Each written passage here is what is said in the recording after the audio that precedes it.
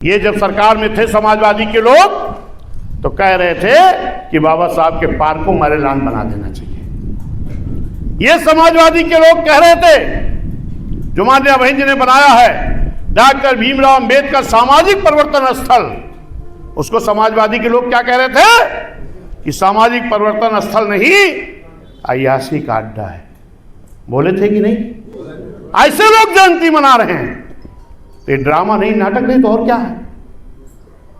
जरा उनसे पूछना, हमारे पत्रकार भाई भी मौजूद हैं, कभी उन समाजवादियों से क्वेश्चन कर लेना कि जिसकी विचारधारा पर समाजवादी बनी है, जिनकी विचारधारा पर समाजवादी बनी है, क्या उनकी भी जयंती कभी भूतवाई मनाए हो क्या? हैं?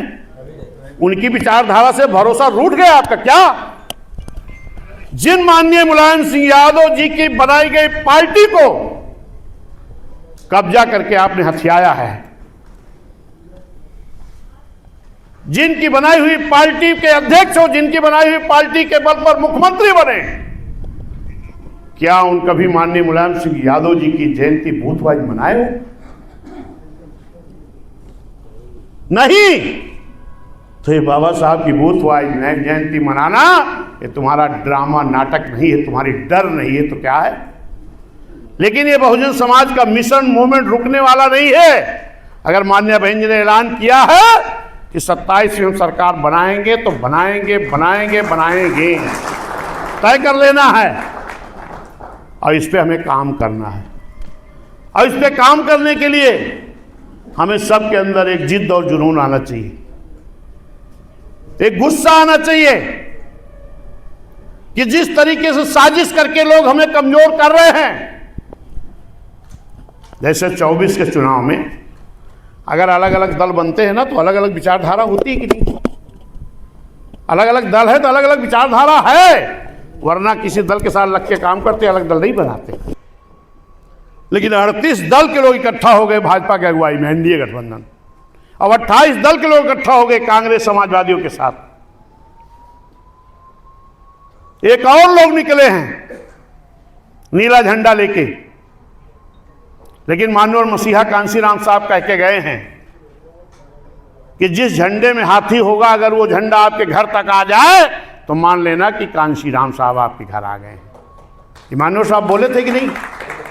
अभी माननीय बहन जी ने लखनऊ में लक्ष्मण मेला मैदान में माननीय मसीहा कांशीराम साहब ने एक बहुत बड़ी रैली किए थे, जिसमें पूरे देश के लोगों को माननीय साहब ने बुलाया था।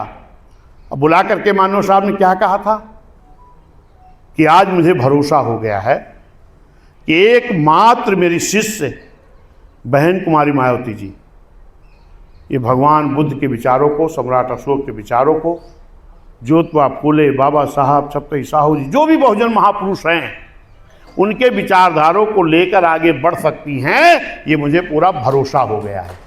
किसने कहा? माननीय मसीहा कांशीराम साहब ने। और मेरे विचारों को भी लेकर आगे बढ़ सकती हैं, जो मेरी सोच और विचारधारा है इसको भी लेके आगे बढ़ सकती हैं, और मेरी बनाई हुई पार्टी को भी लेके एकमात्र शिष्य मेरी बहन कुमारी मायावती जी लेकर आगे चल सकती हैं, ये मुझे भरोसा हो गया। माननीय साहब ने कहा ना, तब माननीय साहब ने कहा जब मुझे भरोसा हो गया है, आज आपके कई लाख लोगों को मैं इसीलिए बुलाया हूं कि आप सबके सामने मैं अपना और अपनी बहुजन समाज पार्टी का एकमात्र उत्तराधिकारी बहन कुमारी मायावती जी को घोषित करता हूं। कहा था कि नहीं?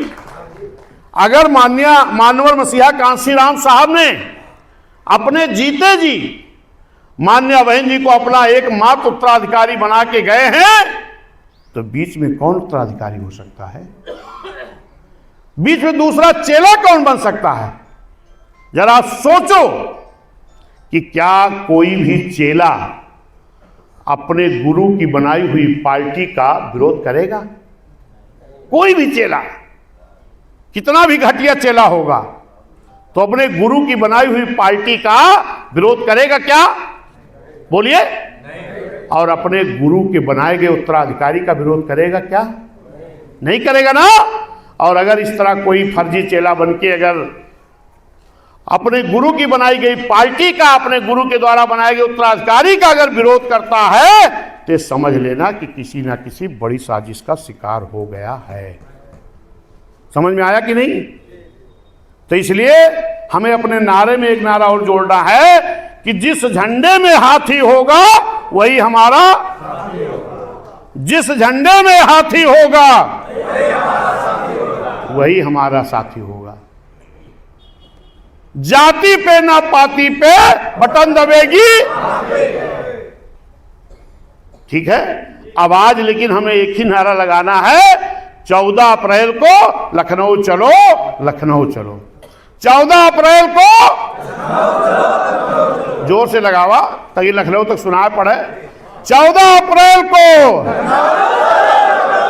और जिनके पास खुद क्षमता है कि बाबा साहब की जयंती पर मैं अपने पैसे की बस करके देंगे, ऐसे लोगों को भी बहुत बहुत धन्यवाद, शुक्रिया। ऐसे भी साथी होंगे जो अपनी खुशी से बिना किसी से चंदा मांगे अपनी जेब से अगर बस करके दे रहे हैं, उनको भी धन्यवाद। ऐसे लोगों की भी सहयोग ले लेना है आप लोगों को। देखिए, आज के दिन लंबा भाषण नहीं करना है, प्रिय दिवस मना रहे थे। जिन मान्यवर कांशीराम साहब के नाम से जिले का नाम नहीं हजम कर पाए, जिन मान्यवर कांशीराम साहब की जयंती पर छुट्टी नहीं हजम कर पाए, जिन मान्यवर कांशीराम साहब के देहांत के बाद एक दिन का शोक नहीं रख पाए, जिन मान्यवर कांशीराम साहब के नाम से लखनऊ में बने मान्यवर कांशीराम साहब ग्रीन पार्क का नाम बदल करके किसी दूसरे के नाम कर दिया, वो जयंती मना रहे हैं। तो नाटक नहीं तो क्या है? ठीक है। इसके बाद भी इनका जिले पे कहां हुआ, कहीं दिखाई तो नहीं पड़ा। आपका कार्यक्रम भी सफल हो गया, तो अब ये क्या कर रहे हैं कि अब की हम गांव गांव मनाओ। किसकी जयंती? परम पूज्य बाबा साहब की जयंती। गांव गांव मनाओ। अब की हम बस वालों को रोक ले, इनके कार्यक्रम सफल न हो दे। तो आपका और गुस्सा और जिद आवत चाहिए कि तू अगर गांव गांव जयंती मनाओगा तो हम गांव गांव से बस लगा करके अपने बाबा साहब के जयंती पर लोगों को लेकर चलेंगे। गुस्सा होना चाहिए हमारे आपके अंदर। इनका तो ड्रामा है, नाटक है। बाबा साहब तो हमारे असली हैं। अगर इनके भी बाबा साहब होते तो बाबा साहब के नाम से जिले को बदल करके भीमनगर बदल करके संभल नहीं करते। बाबा साहब के पार्क को मैदान बनाने की बात नहीं करते। जैसे 15 मार्च को मानव साहब की जयंती थी लखनऊ में, मानव मसीहा कांशीराम साहब स्मारक स्थल पर, तो आपका कार्यक्रम 9 अक्टूबर को इतना बड़ा सफल हो गया, आपकी अपनी जेब की गाड़ी कमाई का पैसा खर्च करके, कि पक्ष विपक्ष दोनों की जमीनें हिल गई हैं। और माननीय बहन जी ने ललकारा भी कि आप भी मेहनत करो, हम भी मेहनत करेंगे, हम 27 में अपनी सरकार बनाएंगे। तो लोगों की जमीनें तो हिल गई। अब उनको कुछ नहीं सूझ पड़ा। जिन मान्यवर साहब की 15 मार्च को जयंती थी, जरा ध्यान दीजिए, भाषण नहीं है, उन्हीं मान्यवर साहब की 9 अक्टूबर को पुण्यतिथि थी। जो दल के लोगों ने 15 मार्च को मान्यवर साहब की जयंती जिले वाइज मनाए हैं, पीढ़ी दिवस मनाए हैं, क्या ये 9 अक्टूबर को भी मान्यवर साहब की पुण्यतिथि मनाए थे? मनाए थे? इसका मतलब उनकी जमीनें खिसक गई। तो मजबूरी में बहुजन समाज के लोग लखनऊ में फिर ताकत ना दिखा पाए, इसके लिए उन्होंने जिला स्तर पर फर्जी ड्रामा कर रहे थे, नाटक कर रहे थे